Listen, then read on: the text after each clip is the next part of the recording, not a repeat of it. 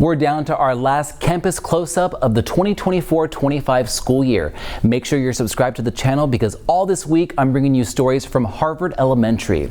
Now, the school is located in the heart of the Houston Heights neighborhood, offering parents and students high-quality programs, after-school clubs, and a true sense of community.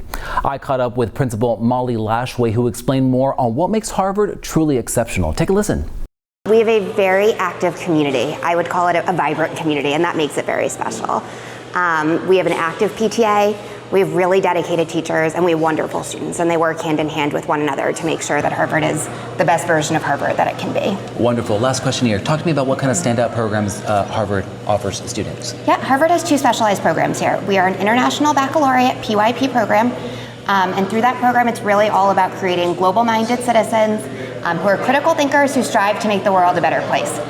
So that's one of our specialized programs. All of our students pre-K through 5th participate. We also have a STEM magnet program here.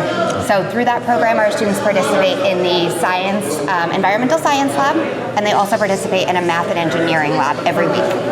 Be sure to keep it here all week. I'll be talking to teachers and students about those programs. But coming up tomorrow, I'm introducing you to this 5th grader.